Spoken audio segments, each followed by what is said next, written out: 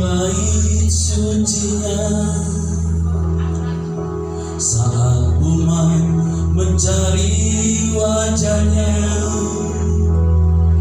berseru, berdoa, bersujud menyembah, dan menikmati kehadirannya. Tuhan mau dekat dengan umatnya yang datang dengan segenap hatinya, berseru, berdoa, bersujud menyembah, dan menikmati kehadirannya. Hadiratmu memenuhiku, hadirat kudusmu penuhi baitmu, dan ku tersungkur menyembahmu. Yang ku nampak hanya kemuliaan-Mu. Hadirat-Mu memenuhiku, hadirat kudus-Mu penuhi bait-Mu, dan ku tersungkur menyembah-Mu. Yang ku nampak hanya kemuliaan. Pada awal pujian, Tuhan hadir di bait kudusnya, saat umat mencari wajahnya,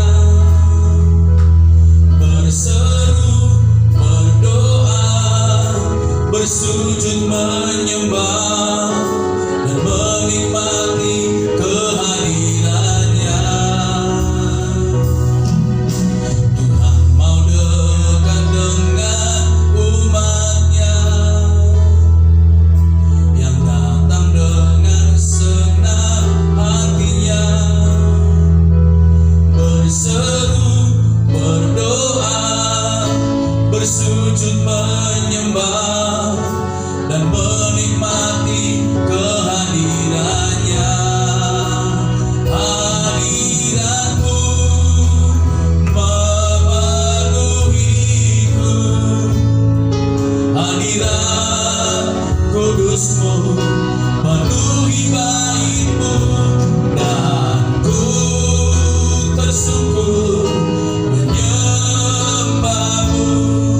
Yang ku nampak hanya kemuliaan-Mu. Katakan hadirat-Mu, hadirat-Mu memenuhiku, hadirat kudus-Mu penuhi bait-Mu, dan ku tersungkur menyembah-Mu. Yang ku nampak hanya kemuliaan-Mu. Hadirat-Mu memenuhiku, hadirat kudus-Mu penuhi bait-Mu,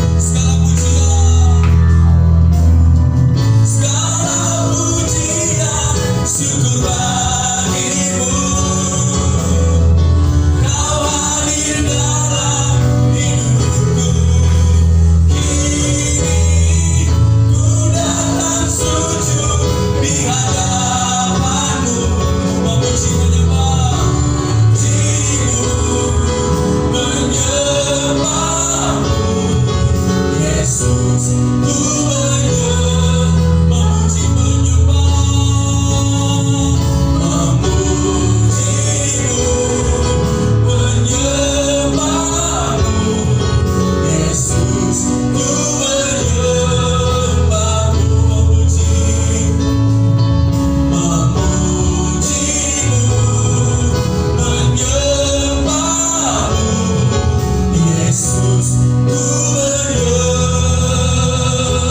menyembahmu. Sorak-sorai bangga kami Tuhan kita. Haleluya, haleluya. Kami memuji dan menyembahmu Tuhan.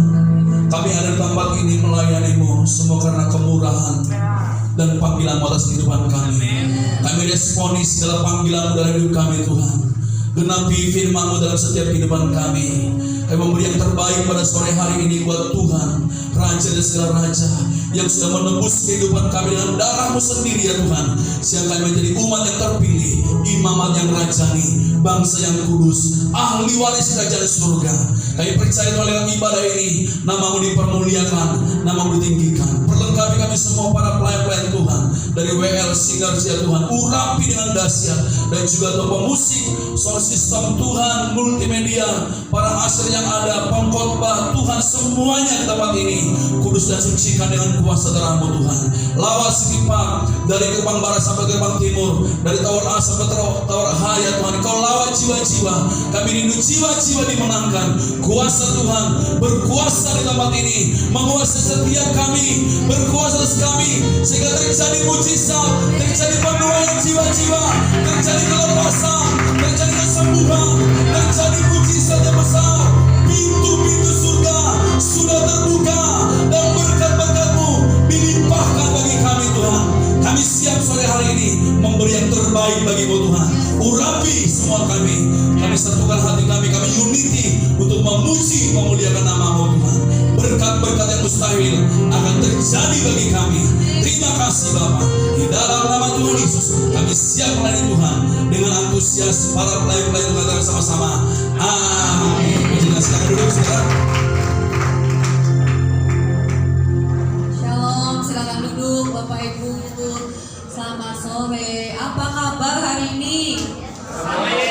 Luar biasa. Puji Tuhan, saya melihat wajah-wajah sukacita. Saya senang banget tiap minggu makin hari makin ramai ya gereja kita ya. Puji Tuhan. Kita berdoa semakin lama semakin dipenuhi dan semakin banyak orang Citipak yang lebih lagi datang rindu sama Tuhan. Yuk sama-sama. Saya ada satu lagu pujian, lagu penyembahan baru. Kita mau belajar lagu ini sama-sama ya.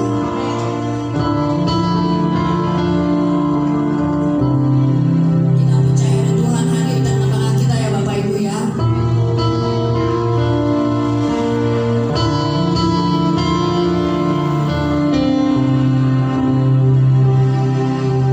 Asik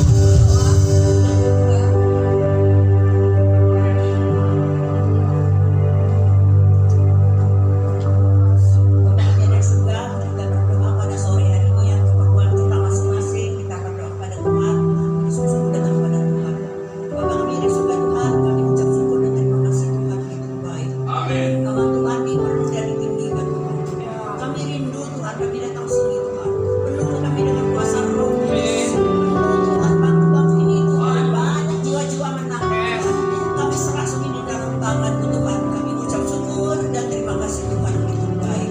Tuhan, lawatkan gereja ini Tuhan, gereja ini Tuhan, semua seluruh ini Tuhan.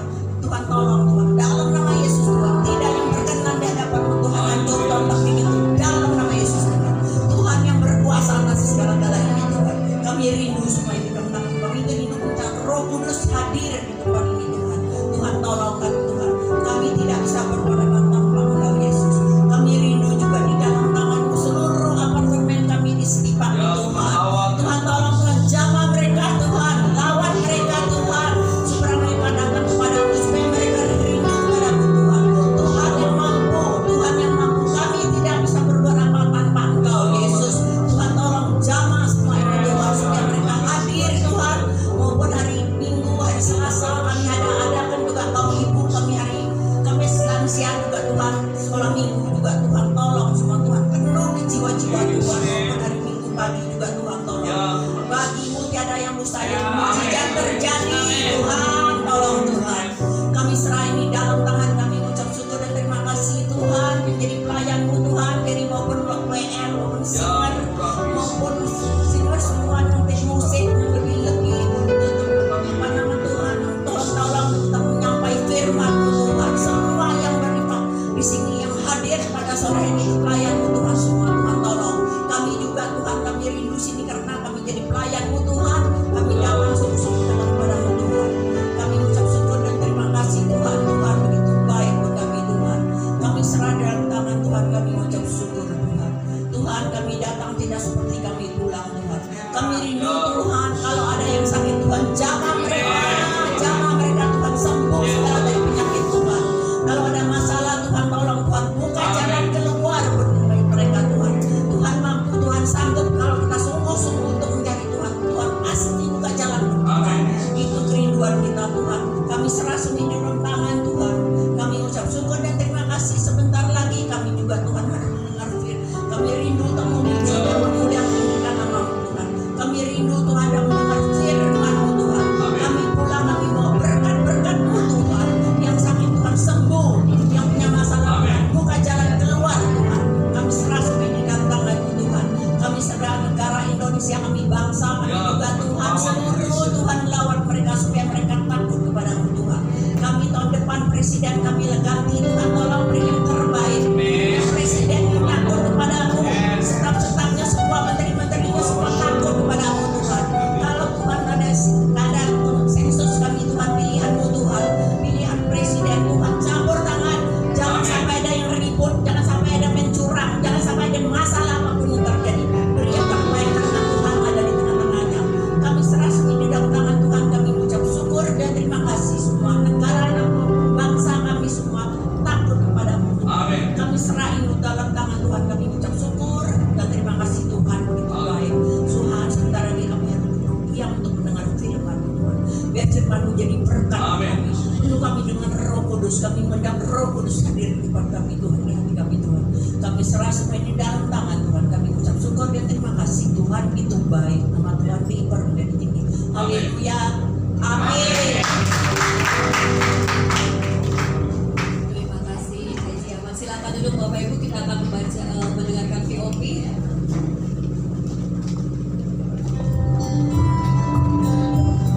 Shalom, di edisi Voice of Pentecost kali ini kita akan membahas bagaimana kita tidak hanya dipenuhi Roh Kudus, tetapi juga bisa menjadi sukses di marketplace. Tidak sedikit orang yang bertanya, kenapa banyak orang-orang agnostik atau ateis yang lebih sukses daripada anak-anak Tuhan? Padahal, bukankah harusnya anak-anak Tuhan yang dipenuhi Roh Kudus lebih berprestasi dan lebih hebat? Sebelum menjawab pertanyaan tersebut, kita harus mempunyai definisi sukses yang tepat secara alkitabiah terlebih dahulu, bahwa kesuksesan bukanlah diukur secara material ataupun ketenaran. Seseorang bisa saja mempunyai banyak harta, tetapi hidupnya tidak terjamin bahagia. Contohnya, beberapa sumber dari media memberitakan Bill Gates yang adalah pendiri Microsoft, tetapi setelah 27 tahun, kehidupan pernikahannya berakhir dengan perceraian. Ada juga Jack Ma, pendiri Alibaba, dengan kekayaan sebesar 52,1 miliar US dollar, mengatakan bahwa hidupnya lebih bahagia saat ia bekerja sebagai guru dengan penghasilan kurang dari 12 US dollar per bulan. Salah satu orang terkaya di dunia, Elon Musk, pun berharap dia bisa bebas dari insomnia. Dalam Markus 8 ayat 36-37 berkata, apa gunanya seseorang memperoleh seluruh dunia tetapi ia kehilangan nyawanya? Karena apakah yang dapat diberikannya sebagai ganti nyawanya? Jadi, jika kesuksesan kita tidak didasarkan oleh kebenaran firman, kita bisa saja sukses tetapi memiliki hidup yang hampa dan tidak bahagia. Jadi, kesuksesan sejati diukur dari bagaimana kita bisa menggunakan karunia dan bakat dari Tuhan dengan maksimal untuk kepentingan kerajaan Allah. Kalau saudara tahu, kisah Bunda Teresa selama lebih dari 47 tahun ia melayani orang miskin dan yatim piatu, serta menjalankan 610 misi di 123 negara. Beliau adalah seseorang yang sukses dan memberi dampak, tetapi tidak memiliki harta apapun. Maka dari itu, kita sebagai anak-anak Tuhan harus menemukan terlebih dahulu profesi yang sesuai dengan talenta yang diberikan oleh Tuhan dan secara maksimal menggunakan talenta tersebut. Ada 4 kemungkinan kenapa anak-anak Tuhan belum mencapai kesuksesan secara akitabiah, padahal diri mereka telah dipenuhi oleh Roh Kudus. Yang pertama adalah anggapan sempit bahwa Roh Kudus hanya mengurus hal-hal rohani. Padahal itu tidak sesuai dengan yang difirmankan Allah dalam kitab Keluaran 35 dan 39, di mana Roh Kudus memenuhi Bezalel dan Aholia dengan keahlian dan hikmat untuk suatu pekerjaan khusus. Roh Kudus juga bisa memenuhi kita dengan keahlian dan hikmat untuk suatu pekerjaan khusus. Yang kedua, memiliki mentalitas yang salah, yaitu kemalasan dan kurang bekerja keras. Kita tidak boleh hanya bergantung pada doa, tetapi malas bekerja. Tuhan mengingatkan kita agar tidak terjebak dalam kemalasan, seperti dalam Amsal 6 ayat 6. Hai pemalas, pergilah kepada semut, perhatikanlah lampunya, dan jadilah bijak. Yang ketiga, anggapan keliru mengenai marketplace sebagai hal yang duniawi. Padahal Tuhan bisa memakai orang-orang Kristen bukan hanya dalam gereja, tetapi menjadi dampak di marketplace. Dan yang keempat, pemahaman keliru mengenai kedatangan Tuhan yang kedua kali, sehingga hanya menanti secara pasif dengan meninggalkan hal-hal yang tidak berkaitan dengan rohani, sehingga mereka kehilangan daya saing. Padahal di 2 Tesalonika 3 ayat 6-7, Paulus menegur orang yang lalai melakukan pekerjaannya. Maka dari itu, haruslah kita memiliki paradigma yang baru bahwa kesuksesan diukur dari bagaimana kita bisa menggunakan karunia dan talenta khusus yang diberikan Tuhan, sehingga kita bisa menjadi dampak di marketplace dan nama Tuhan bisa dipermuliakan. Jadi, marilah kita rindu untuk terus dipenuhi Roh Kudus dan berlari pada tujuan panggilan surgawi. Saudara, untuk penjelasan lengkapnya dari tim teologi kami, silakan klik link yang ada di atas atau scan QR code yang tersedia. Tuhan Yesus memberkati. Mazmur 91, dalam lindungan Allah. Orang yang hidup dalam lindungan yang maha tinggi dan bermalam dalam naungan yang maha kuasa akan berkata kepada Tuhan, Engkau perlindunganku dan kubu pertahananku, Allahku yang kupercayai. Sungguh tidak ada yang akan melepaskan engkau dari jerat penangkapmu, dari penyakit sampai yang busuk. Dengan tepatnya ia akan melindungi engkau, di bawah sayapnya engkau akan berlindung. Kesediaannya dia perisai dalam pagar tembok.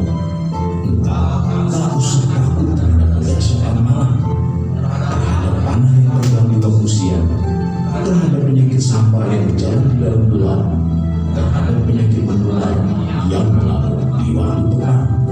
Walau 1000 orang rebah di sisimu dan 10.000 di sebelah kananmu, tetapi itu tidak akan menimpamu. Engkau hanya menontonnya dengan matamu sendiri dan melihat pembalasan terhadap orang-orang fasik. Sebab Tuhan ialah tempat perlindunganmu, yang maha tinggi telah kau buat tempat pertemuanmu. Malapetaka tidak akan menimpa kamu, dan Tuhan tidak akan mendekat kepada kemahmu. Sebab malaikat-malaikatnya akan diperintahkan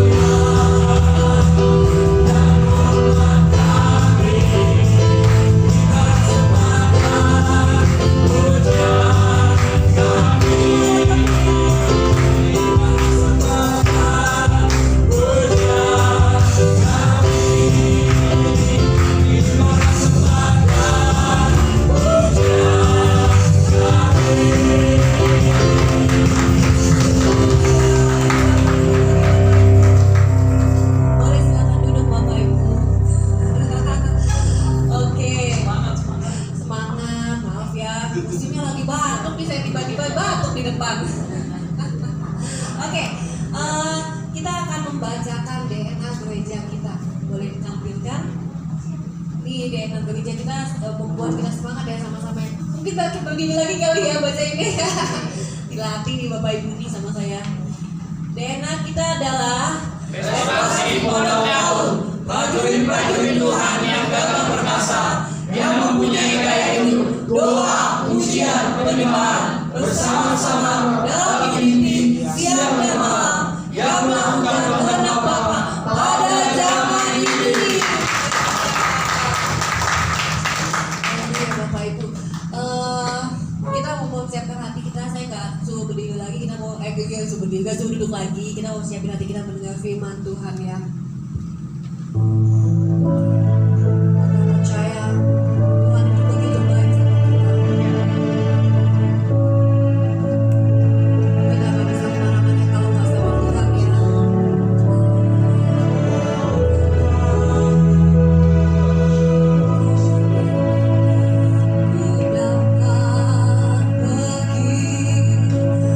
Menjauhi rohmu yang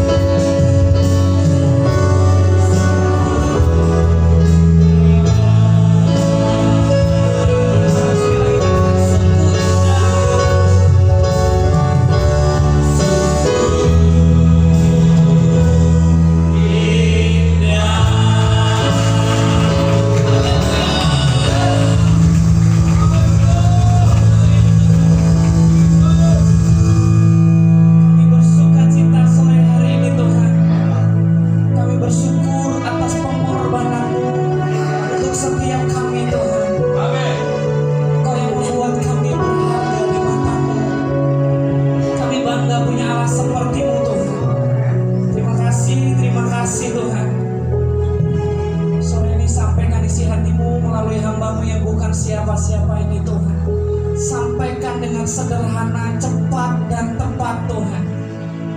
Kami percaya Tuhan, iman kami akan timbul melalui pendengaran akan firman Tuhan. Apapun keadaan kami Tuhan, izinkan sore ini kami bertahan beberapa menit ke depan untuk mendengarkan firman-Mu Tuhan. Kami bukan sekadar mendengarkan, tapi kami mau keluar jadi pelaku-pelaku firman-Mu Tuhan.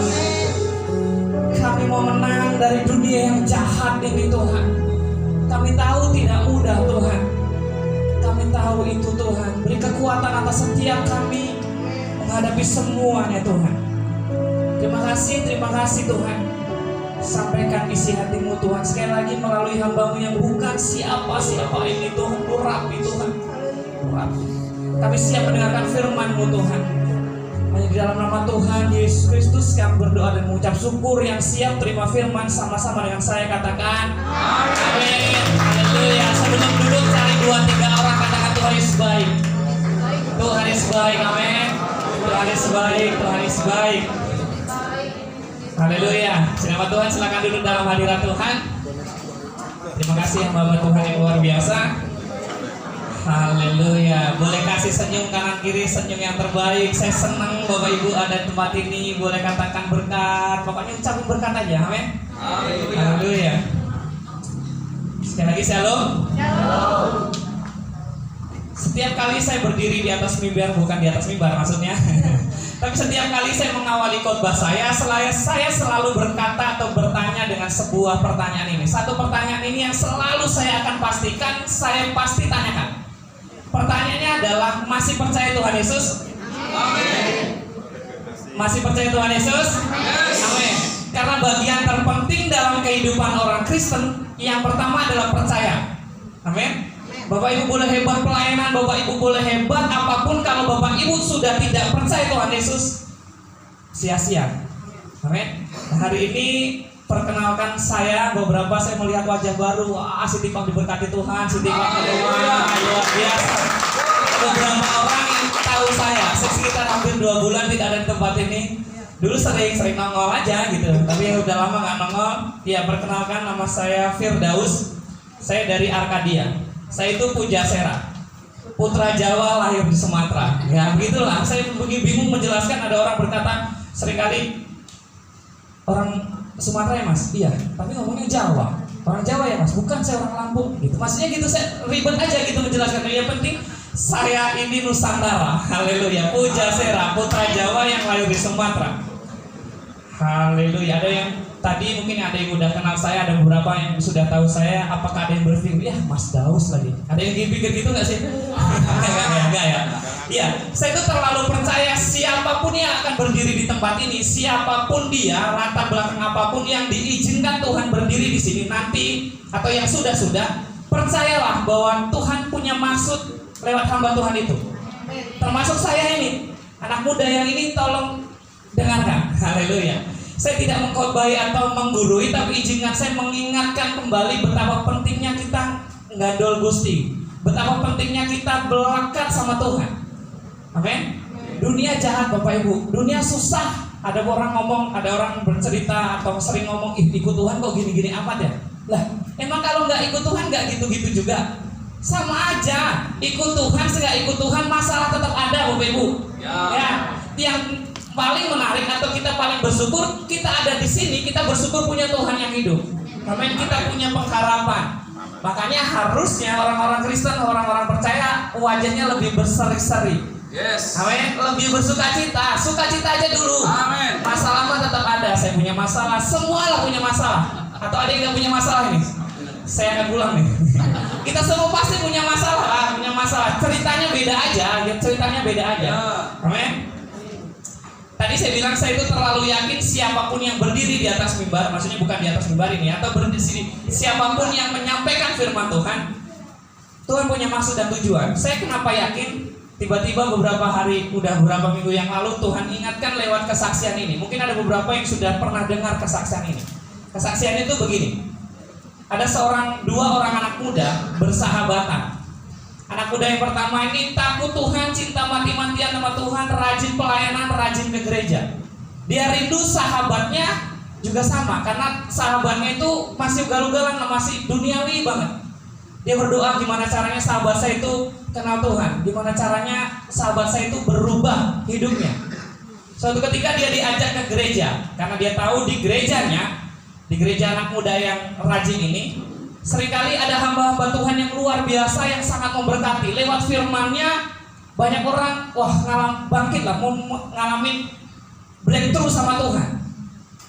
Singkat cerita, anak sahabatnya yang tadi ugal-ugalan diajak ke gereja. Singkat cerita, datang ke gereja, ibadah seperti luar biasanya. Pendeta tamunya sudah sangat sepuh, terus firman Tuhannya santai, dan khotbahnya itu tentang silsilah dari Adam sampai Nuh, dari Nuh sampai Abraham, dari Abraham sampai Daud, dari Daud sampai Tuhan Yesus. Aduh, teman saya dia merasa, kayaknya saya salah waktu nih ngajak teman saya.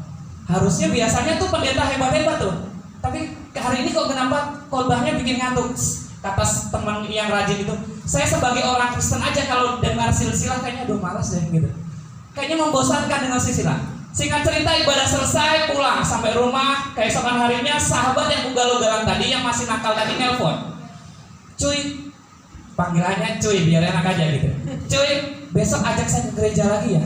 Wah, dia benar, iya. Saya diingatin Tuhan. Seberapa hebat kita, seberapapun nanti umur kita, semua orang pasti akan mati. Abraham punya umur yang banyak, mati juga. Nah, saya nggak mau mati sia-sia. Nah, lewat kesaksian itu saya dapat rema. Apapun yang diceritakan, apapun yang diberitakan, firman Tuhan itu punya makna, punya berkat tersendiri buat kita. Amin. Percaya atau nggak percaya, saya berdiri di tempat ini, Tuhan pengen samain sesuatu oleh Bapak Ibu. Mungkin kalau nggak pabrik, boleh lah. Kalau nggak boleh lah, yang lain. Gitu. Minimal satu orang lah diberkati. Kalau saya berdoa, semua kita hari ini diberkati. Amin. Nah, hari ini temanya itu sebenarnya kemarin saya mau ngomong tentang lidah, karena kenapa lidah itu sangat berbahaya hari-hari ini, apalagi udah masuk kampanye, masa kampanye. Wah, lewat lidah, gara-gara perkataan, gara-gara sebuah pilihan keluarga bisa keluar grup WhatsApp gitu, gara-gara rame dengan politik. Lidah ini, karena Alkitab berkata dengan jelas bahwa hidup mati dikuasai lidah. Saya ngomong sama Tuhan, Mas, kayaknya berbicara itu aja Tuhan ya. Tuhan kayak seolah-olah dia sama saya. Oh, enggak apa-apa. Tuhan kan, kamu ngasih mau nyampein itu karena memang itu yang pengen disampaikan atau karena nggak punya bahan? Ya juga sih. Saya enggak kan. Tapi hari ini kita bersyukur, ya penting banget kita sebagai orang Kristen, betapa pentingnya kita menguasai lidah.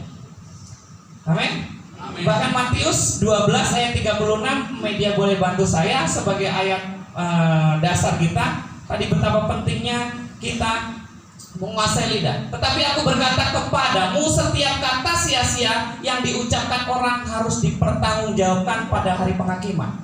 Bapak Ibu, hari ini apapun kata-kata yang pernah kita ucapkan dulu, kita akan mengalami penghakiman, akan kita pertanggungjawabkan. Jadi kalau sore ini kita tahu bahwa kata-kata kita akan dipertanggungjawabkan, minimal kita kurangin lah kata-kata yang sia-sia. Jangan sampai besok ngantri di surga kita ngantri terlalu lama karena banyak yang kita harus pertanggungjawabkan. Yang teman-teman udah masuk surga, yang ini belum, karena banyak kata-kata sia-sia dulu yang diucapin. Jadi minimal kita ngurangin masa sidang kita nanti karena kata-kata yang sia-sia gitu. Amin. Kita sebagai orang-orang Kristen, kita mau jadi pelaku-pelaku firman Tuhan. Gimana kita mau menguasai lidah kita? Karena ya setiap kata yang sia-sia yang diucapkan orang, jadi setiap kita yang pernah berucap sia-sia harus kita pertanggungjawabkan pada masa penghakiman. Nah, yang menarik, saya tidak bahas tentang lidah ini, tapi ada hal yang paling penting. Karena kenapa? Seringkali ada hubungan dengan ini. Seringkali ada orang berkata, kita ngomong udah hati-hati banget, tapi ada aja orang tersinggung. Ya kan? Kayaknya ada aja orang tersinggung. Nah, ternyata ketika saya mulai berpikir sedikit dari sudut pandang yang berbeda, ternyata yang harus kita beresin ini nih. Ternyata orang yang mudah tersinggung itu jiwanya nggak sehat.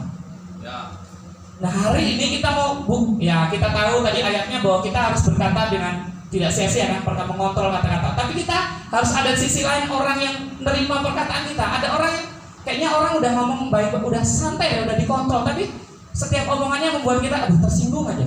Nah, hari ini kita mau belajar nih. kalau bahasa kerennya itu mental health, kesehatan mental. Nah, hari-hari ini kita mau mempunyai mental yang sehat. Kenapa kita harus punya mental yang sehat? Boleh bantu saya 3 Yohanes 1 ayat 2 sampai 4. Ternyata Tuhan pengen hidup kita atau mental kita atau jiwa kita itu baik-baik saja, Bapak Ibu. Amin. Nih, kita baca bersama-sama 3, 2, 1.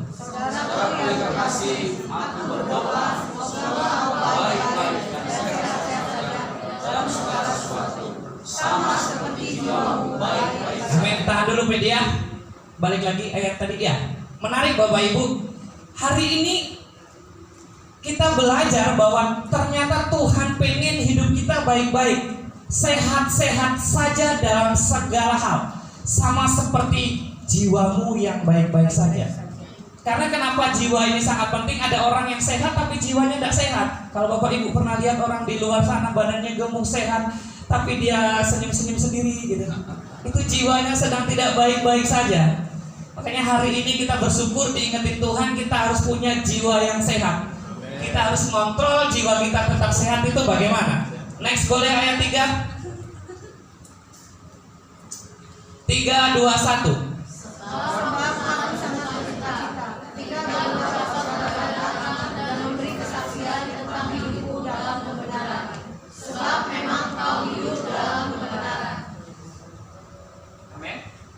Menarik nih. Sebab aku sangat bersuka cita ketika beberapa saudara datang memberi kesaksian tentang hidupmu dalam kebenaran. Sebab memang kita ini sebab hidup kita dalam kebenaran. Makanya betapa pentingnya kita harus mempunyai jiwa sehat karena kita sudah tahu kebenaran. Makanya harusnya orang Kristen tidak mengalami gangguan jiwa. Harusnya. Karena kita sudah ngerti kebenaran nih. Walaupun ada beberapa penelitian, profesi paling stres di dunia itu yang pertama presiden, karena dia memikirkan banyak hal. Yang kedua pendeta. Bapak Ibu percaya atau nggak percaya, saya sekarang ini udah menjadi pendeta tapi belum gembala. Setelah saya menjadi pendeta, seringkali nggak tahu Tuhan izinkan orang-orang mulai cerita sama saya, mulai curhat sama saya tentang hidupnya. Saya juga mulai kaget. Ke gereja kapelan, bajunya bisa kapelan, tapi ternyata curhat, sedang tidak baik-baik saja rumah tangga. Wow, saya bilang betapa saya mulai hari-hari ini sangat mengasihi Bapak Gembala. Iya, dulu mengasihi, tapi sekarang makin mengasihi karena Bapak Gembala itu bebannya luar biasa beratnya. Survei membuktikan profesi paling tadi saya bilang yang pertama presiden, kedua pendeta. Nah, hari ini kita menarik, boleh ayat 4. Oke. Bagiku tidak ada sukacita yang lebih besar daripada mendengar bahwa anak-anakku hidup dalam kebenaran. Jadi menarik dalam hidup kita akan membawa kabar sukacita buat Tuhan ketika hidup kita ada dalam kebenaran. Amin. Mazmur 1 itu berkata, berbahagialah orang yang berjalan menurut nasihat orang fasik, yang tidak berdiri dalam jalan-jalan orang berdosa. Ayat 2 itu yang menarik, tetapi kesukaannya ialah Taurat Tuhan. Ada orang, boleh bukakan Mazmur 1 ayat yang kedua ya. Oke. Seringkali kita melihat atau kita sering, mungkin bahkan kita ada beberapa punya hobi. Bapak Ibu ada yang punya hobi? Ada orang rela bayar mahal untuk membayar hobinya untuk mendapat sukacita yang tidak didapat dari aktivitas sehari-harinya. Kayaknya sibuk kerja, dia harus punya hobi tuh.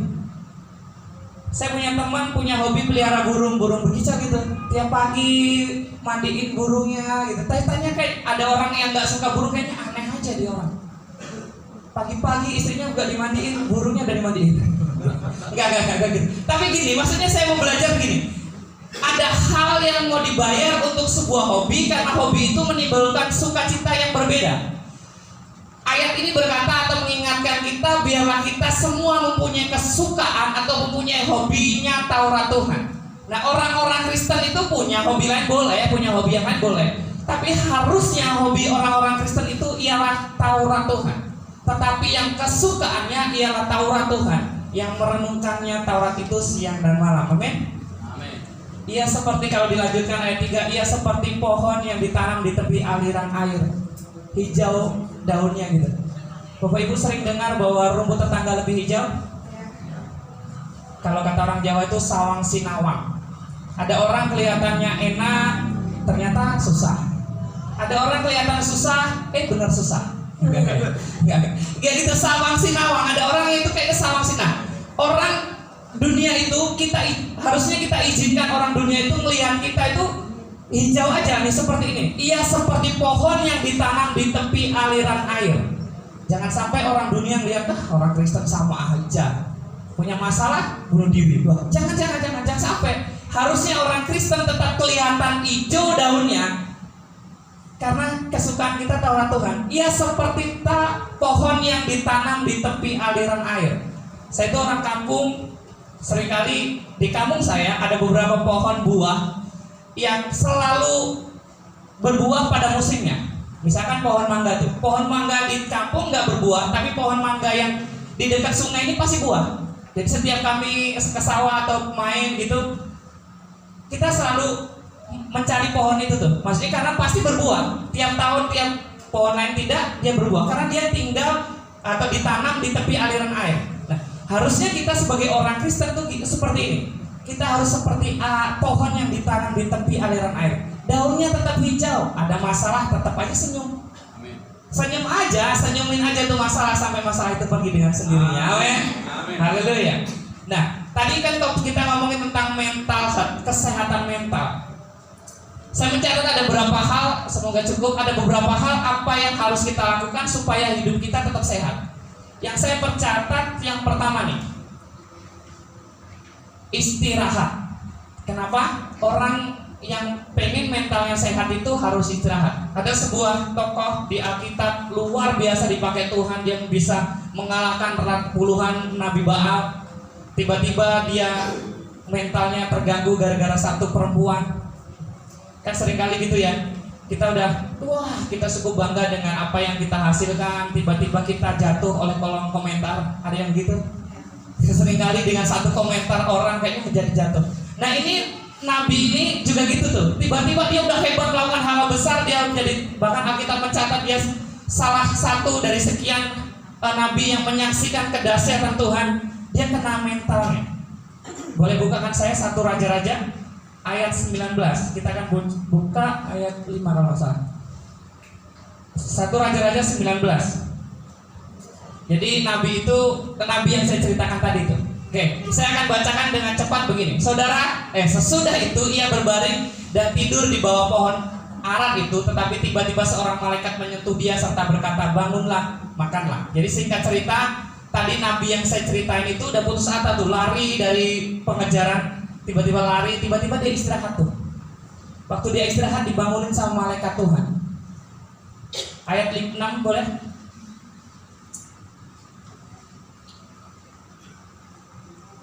Oke. Ketika ia melihat sekitarnya, maka di sebelah kepalanya ada roti bakar.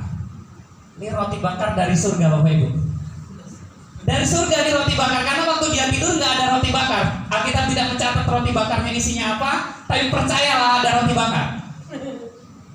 Amin. Ada roti bakar disediakan. Jadi ketika kita beristirahat, kita itu disediain berkat sama Tuhan. Bahkan saya lupa ayatnya bahwa orang itu diberkati saat tidur, Pak Abri. Ada ayatnya itu ya. Saya tapi lupa. Oke. Iya. Menarik nih. Dan sebuah kendi berisi air, lalu ia makan dan minum, kemudian ia berbaring pula. Ini orang luar biasa nih. Udah dikasih makan, habis makan tidur lagi. Nikmat aja hidupnya gitu. Next, boleh ayat 7. Tetapi malaikat Tuhan datang untuk kedua kalinya dan menyentuh dia serta berkata, bangunlah, makanlah, sebab kalau tidak perjalananmu nanti terlalu jauh bagimu. Hidup ini kan perjalanan ya Bapak Ibu. Yes. Perjalanan bukan pelarian. Jadi kalau Bapak Ibu ada orang, aduh hidup ini harus lari. Tidak. Kadang orang berkata mengejar mimpi. Mimpinya dikejar, padahal kan mimpinya nggak lari. Harusnya kan nggak dikejar ya.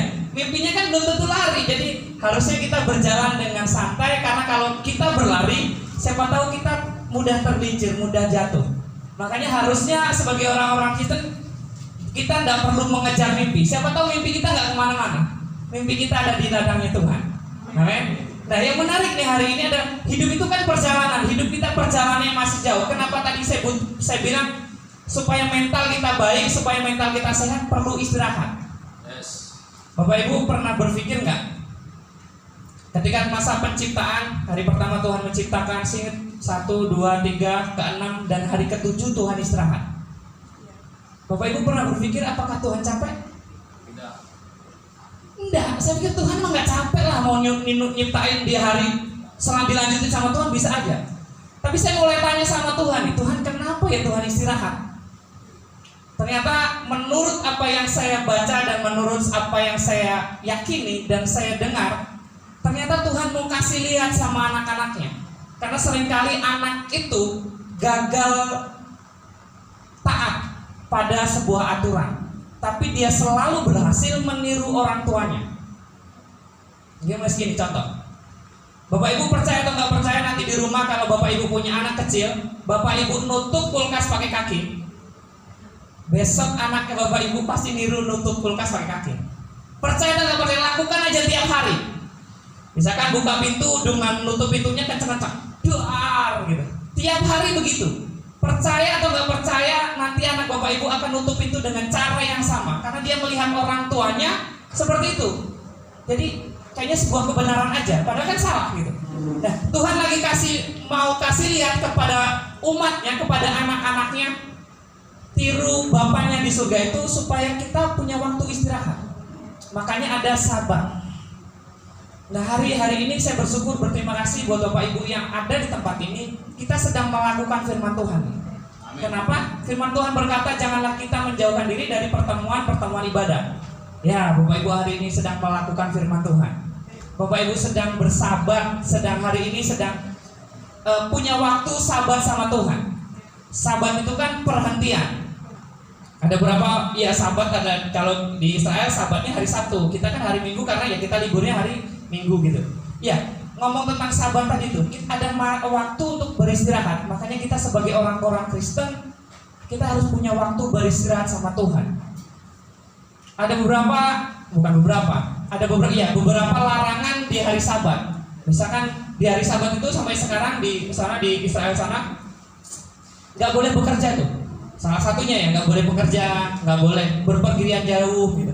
Makanya seringkali ini yang menjadi ketakutan gembala-gembala sekarang itu fenomena baru. Kalau dulu ada domba yang hilang, nah sekarang ini ada domba yang healing. Ini bahaya nih. Domba yang healing ini lama-lama hilang nih. Karena kalau minggu healing, lama-lama hilang deh. Makanya dari dulu udah dibilang, ada peraturannya bahwa jangan pergi jauh-jauh. Nah supaya nggak hilang. Nah hari ini tadi saya bilang yang pertama yaitu istirahat. Betapa pentingnya kita punya waktu istirahat sama Tuhan. Dan ini waktu kita istirahat sama Tuhan. Ini salah satu hal yang kita lakukan supaya kita istirahat. Dunia lagi menggiring kita untuk kerja tipes. Kayak gitu kan. Kadang-kadang dunia lagi giring itu, pokoknya kalau nggak kerja nggak dapat uang gitu. Dunia lagi menggiring itu. Orang akan panik, dibikin panik ketika soal uang. Percaya atau nggak percaya Bapak Ibu? Dunia lagi menggiring itu, makanya Tuhan mau ingatkan hari ini betapa pentingnya kita harus beristirahat. Amin. Poin yang kedua yang menarik adalah kenapa supaya kita punya mental yang sehat. Saya mencatat adalah saling mengaku dan saling mendoakan. Boleh buka ayatnya, Yakobus 5 ayat 16. Oke, Yakobus 5 ayat 16. Ini supaya kita punya mental yang sehat, punya jiwa yang sehat. Boleh dibaca biar tidak ngantuk? Haleluya. Oke. Yakobus 5 ayat 16. 3, 2, 1. Saling mendoakan supaya kamu sembuh. Doa orang benar bila dengan yakin didoakan sangat besar kuasanya. Poin pertama adalah hendaklah kita saling mengaku dosamu dan saling mendoakan supaya kita sembuh. Tadi itu penyakit-penyakit yang tadi saya bilang supaya kita sembuh, supaya jiwa kita sehat, kita harus melakukan itu. Firman Tuhan dengan jelas kita harus mengaku dosa kita. Ya, kita semua orang berdosa Bapak Ibu. Hari ini di atas mimbar, di depan mimbar ini saya berkata, apapun masa lalumu, apapun kondisi kita hari-hari ini, kita nggak ada yang sempurna. Tapi hari ini kita mau datang sama Tuhan, ngaku dosa kita sama Tuhan. Yang menarik adalah bukan hanya sekedar ngaku, tapi kita berhenti dengan apa yang kita akui dan berbalik sama Tuhan. Yang menarik adalah saling mendoakan. Ada orang seringkali seringkali kita kalau ada orang yang ngaku dosa malah dijulitin. Wah, ternyata dia begini. Jangan Bapak Ibu, Alkitab dengan jelas ketika kita sudah mengaku dosa adalah bagian kita adalah saling mendoakan supaya jiwa kita sehat. Amin. Yang selanjutnya adalah supaya mental kita sehat adalah saling mengampuni. Nah, ada beberapa orang yang agak ngaku dosa tadi, oke lah, berat sih, tapi oke bisa Mas, saya mah bisa ngelakuin Mas, saling mengampuni, saling ngaku mah bisa, kalau cuma ngaku mah bisa. Tapi yang kedua ini saling mengampuni, nanti dulu Mas kalau saling mengampuni. Tapi Alkitab dengan jelas bagian kita ya harus mengampuni. Amin. Amin. Supaya jiwa kita sehat, amin. Kalau jiwa kita sakit, kita itu sedang menyimpan hal-hal yang pokoknya kita harus sehat deh, apapun keadaannya kita harus sehat. Boleh bukakan Efesus 4 ayat 31. Dengan cepat saya akan membacakan Efesus 4 ayat 31. Segala kepahitan, kegeraman, kemarahan, pertikaian, fitnah hendaklah dibuang di antara kamu, demikianlah segala kejahatan. Tadi saya bilang saling mengampuni dan melepaskan. Percaya atau nggak percaya bahwa kita itu tidak bisa memberi apa yang tidak kita punyai. Misalkan saya harus memberi Pak Apri sepeda, saya harus punya sepeda dong untuk bisa memberi. Nah, yang menarik adalah gini, gimana kita bisa membuang semuanya itu kalau kita tidak sadar kita punya itu. Makanya banyak orang nggak sadar nih, jadi susah membuang. Jadi kita harus sadar dulu supaya kita bisa buang itu. Makanya segala kepahitan, kegeraman, kemarahan, pertikaian, dan fitnah hendaklah dibuang dari antara kamu. Demikianlah segala kejahatan. Next, boleh ayat selanjutnya, ayat 32. Oke. Tetapi hendaklah kamu ramah terhadap seorang yang lain, penuh kasih mesra dan saling mengampuni. Bagaimana Allah di dalam Kristus telah mengampuni kita. Kita harus sadar, tadi saya bilang kita itu tidak bisa memberi dan apa yang tidak kita punyai. Gimana kita bisa mengampuni orang kalau kita tidak sadar punya pengampunan itu? Makanya dasar kita mengampuni adalah kita sadar dulu Tuhan sudah ngampuni kita. Kita harus bangga dulu dengan hal itu. Jadi kalau kita mau mengampuni orang, kita harus punya bangga dulu bahwa kita sudah diampuni Tuhan. Oleh sebab itu kita bisa mengampuni. Amin. Yang terakhir nih Bapak Ibu, bagian kita supaya kita tetap sehat hidupnya, supaya sehat jiwanya adalah mengasihi. Aduh Mas, tadi udah ngampuni. Ada orang gitu, kalau saya oke lah, saya bisa Mas ngampun dia, tapi kalau suruh mengasihi nanti dulu deh. Itu orangnya nyebelin sekali. Ada orang seperti itu? Nah mungkin ada beberapa dari kita, tapi hukumnya wajib. Bagian dari kita adalah level tertinggi dari supaya kita benar-benar sehat adalah mengasihi. Ya tadi saya bilang banyak orang berkata, mengampuni mah bisa, saya bisa memberi pengampunan bisa. Tapi kalau suruh ngasih, nanti dulu Mas. Itu orang mah beda pokoknya. Saya mah ngerasain sendiri gitu. Nah hari ini kita mau belajar bahkan harus bisa di level ini. Kan kita tadi udah ada beberapa step tuh. Istirahat bisa, saya mau istirahat Mas. Ngaku dosa mah bisa, saling ngampuni bisa. Tapi mengasihi nanti dulu Mas. Kan jadi sia-sia. Nah bagian kita hari ini adalah bagian paling penting adalah mengasihi. Yohanes 15 ayat 9 sampai 12. Boleh bukakan ini ayat 2 ayat terakhir. Kalau terakhir matanya berbinar-binar. Enggak.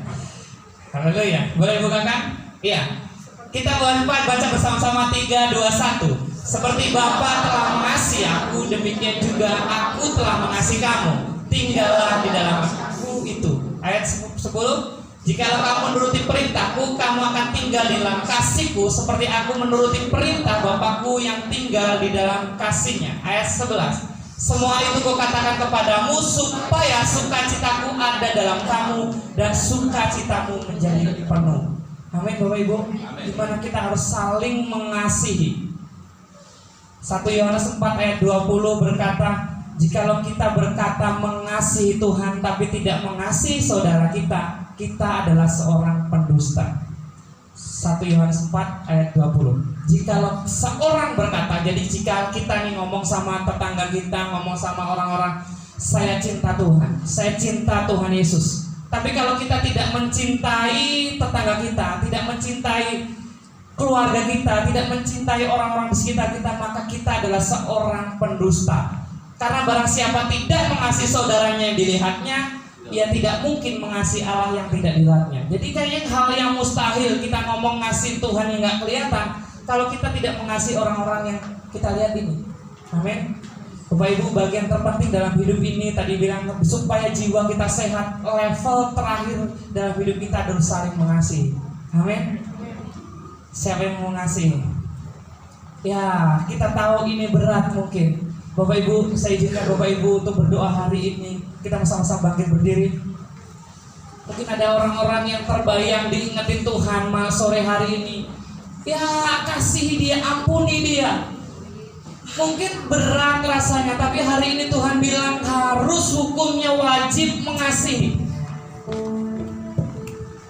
Karena Tuhan sudah terlebih dahulu mengasihi kita. Tuhan sudah terlebih dahulu mengampuni setiap kita. Terima kasih Tuhan, terima kasih buat kesempatan ini Tuhan. Kami tahu caranya emang sulit Tuhan. Kami tahu berat Tuhan. Tapi kami mau serahkan di kaki-Mu Tuhan. Karena kami tahu ketika kami bersama-Mu, kami mampu melakukannya Tuhan. Karena satu hal yang kami tahu, Engkau yang lebih tahu cara membuka jalan-jalan kami. Bahkan Engkau yang lebih mengerti cara menolong setiap kami. Sore ini apapun keadaan kami Tuhan, kami mau bilang terima kasih, Engkau baik Tuhan. Terima kasih Tuhan, Engkau baik. Engkau bukan sekadar rela ninggalin surga buat kami, tapi Engkau rela mati atas setiap kami itu.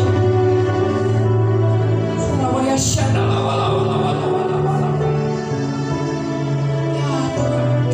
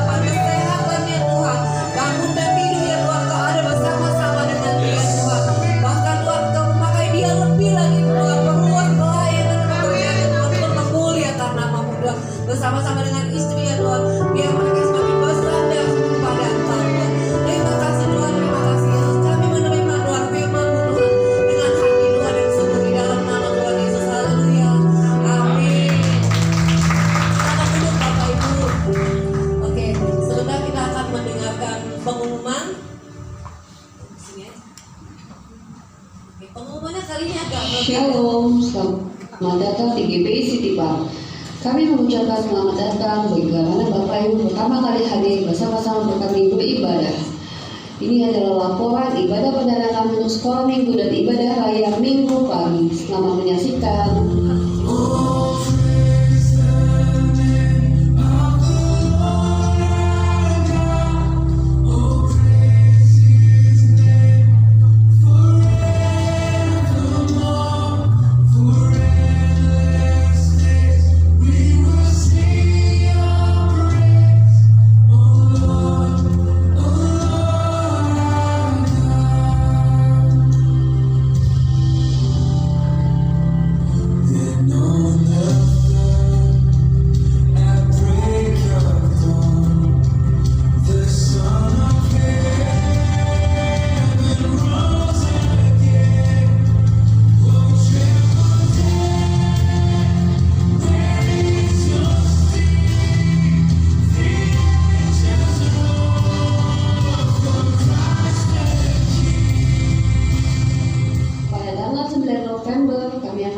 Ibadah umat jam 10 pagi di tempat ini. Ibadah sekolah minggu diadakan setiap minggu jam 9 pagi juga di tempat ini. Ibadah rutin kami adalah sebagai berikut. Bila mana Bapak Ibu membutuhkan pelayanan, silakan menghubungi nomor yang tertera di slide ini. Selamat hari Minggu, Tuhan Yesus memberkati. Haleluya. Oh, terima kasih. Ya, tadi pagi kami sudah mengadakan ibadah ya. Puji Tuhan, ibadah perdana ya minggu pagi. Dan juga ada ibadah sekolah minggunya. Di sini ada kakak-kakak pengajar, ada Kak Selin, ada Kak David, ada juga Kak Riko ya. Mungkin nggak datang ya. Tadi masih sedikit, masih 5 orang. Mudah-mudahan minggu depan jadi 10, minggu depannya lagi 15, minggu depan 20 ya. Kalau gitu saya mengundang Bapak Ibu yang punya anak, mungkin punya tetangga-tetangga kiri kanan, lihat anak-anaknya yang minggu pagi nih gak ngapa-ngapain, mendingan diajak ke sini aja biar sama-sama semua anak-anak kan boleh mengenal Tuhan lebih lagi ya. Oke. Satu lagi tambahan, saya lihat di sini kan hari ini cukup ramai ya jemaatnya ya, puji Tuhan loh. Tepuk tangan lagi buat Tuhan Yesus ya. Karena rame, saya boleh melihat juga ada mulai keluar kipas-kipas saktinya nih. Panas ya Bapak Ibu ya. Tapi ini kami sedang berusaha bagaimana semaksimal mungkin supaya kami memperlengkapi tempat ini lagi supaya nanti bisa lebih adem ya ke depannya, lebih nyaman ya. Amin. Oke, puji Tuhan. Itu aja dari saya. Silakan Pak Gubernur.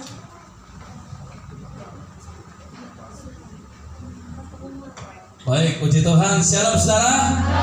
Boleh lihat kiri kananmu, katakan kamu keren tahu, bilang saudara. Haleluya, haleluya. Saya melihat wajah-wajah yang keren sore hari ini saudara. Puji Tuhan. Mari tepuk tangannya meriah bagi Tuhan Yesus. Haleluya. Puji Tuhan, puji Tuhan. Selasa tetap ada doa. Banyak doa, banyak berkat saudara. Hari itu sebabnya mari kita City Park, kita doakan saudara supaya lawatan Roh Kudus terjadi, banyak jiwa-jiwa dimenangkan di City Park. Haleluya, haleluya. Puji Tuhan saudara. Dan kita dari gereja di tempat ini mengundang saudara yang baru pertama kali hadir sore hari ini. Boleh lambaikan tangan. Wow. Salam saudara, ucapkan sama dia selamat datang, selamat bergabung, datang lagi minggu depan. Haleluya, haleluya, haleluya. Tadi praise-nya cuma satu. Saya melihat jemaat di sini senang memuji Tuhan. Mau memuji Tuhan satu lagu lagi? Boleh berdiri bersama-sama. Boleh kiri kanan mengatakan kamu lebih dari pemenang, bilang saudara. Come on. Semua. Jesus.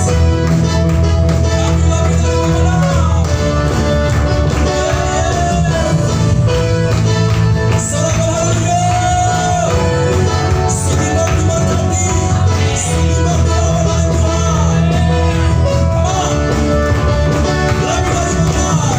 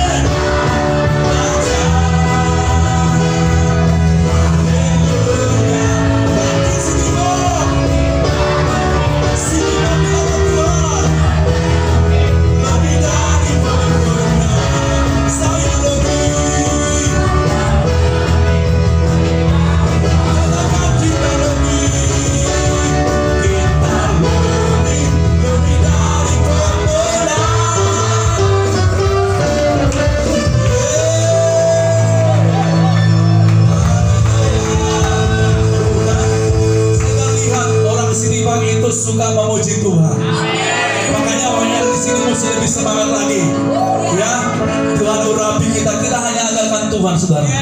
Kita nggak punya konglomerat di sini, tapi konglomerat kita adalah Tuhan, Raja dari segala raja. Amin, saudara. Haleluya. Saya memberi menabur buat Tuhan. Amin.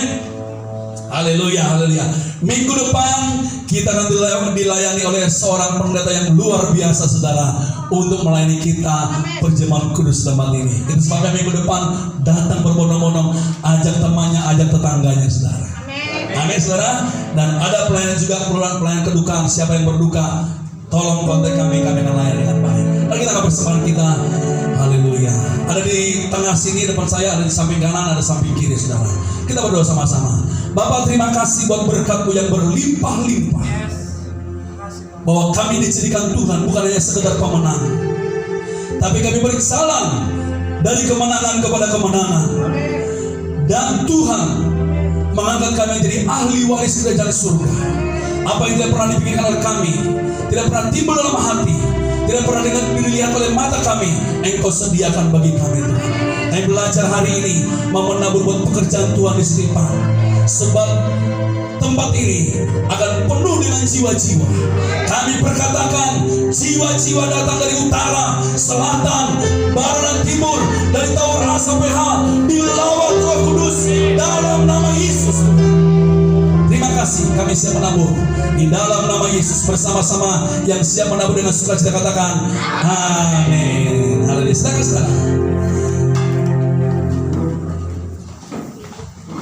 Oh ya, puji Tuhan. Jadi pelayanan kita bersifat gratis, saudara. Kalau ada pelayanan kedukaan, saudara mau didoakan rumahnya, hubungi kami. Gratis, tidak perlu bayar. Kita nyanyikan doa ya, Bes. Boleh saya tambah satu pengumuman lagi dulu?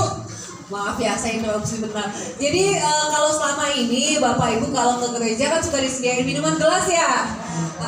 Nah mulai minggu ini kita mau go green nih, kita nggak sediakan minuman gelas lagi, tapi Bapak Ibu kita sudah sediakan dispenser di sebelah, di sayap kiri. Jadi Bapak Ibu boleh membawa masing-masing botolnya untuk diisi di situ kalau misalnya kurang minumnya. Ada kemurahan tuh, dan teh sama kopi juga ya Bapak Ibu ya. Bawa kopi dari rumah juga apa-apa. Ya, mari kita berdiri bersama-sama dengan semangat, saudara. Kiranya Tuhan memberkati aku berlimpah-limpah dengan iman dan memperluas daerahku, bisnisku, pekerjaan kami, kesehatan kami. Katakan, dan kiranya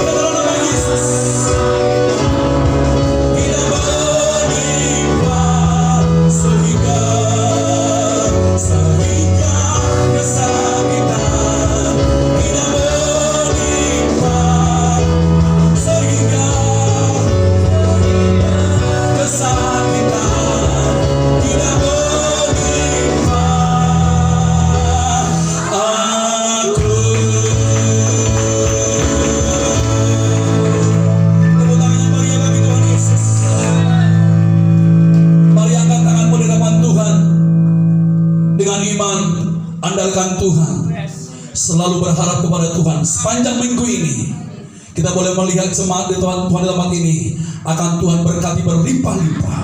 Itu sebabnya para murid-murid Tuhan, jemaat Tuhan, yang prajurit-prajurit gagah perkasa, angkat kedua tanganmu, arahkan mata depan Tuhan. Pulanglah ke rumah masing-masing dengan membawa berkat yang berlimpah-limpah-limpah dari Allah Bapa kita di surga, dan kasih karunia dan kemenangan dari Tuhan kita Yesus Kristus, dan persekutuan yang manis dengan Roh Kudus mengurapi kita, memberikan saudara dan saya hikmat yang lebih, sehingga kita boleh mengerjakan segala pekerjaan yang Tuhan percayakan, menjadikan kita menjadi orang yang berhasil, menjadikan kita lebih daripada pemenang. Mulai hari ini sampai Maranatha, Tuhan Yesus menjemput kita di awan-awan yang kedua kalinya. Yang percaya bersama-sama kita katakan amin. Tuhan Yesus berkati. Silakan Pak Daus boleh ke pintu, boleh salaman dengan jemaat Tuhan yang ada. Haleluya. Boleh sekalian tim juga boleh bisa berkenalan dengan jemaat. Kau silakan, nanti aja diberesin kabel-kabelnya. Pak Hok boleh ke depan Pak Hok. Nah, nanti kita bisa lihat kabelnya.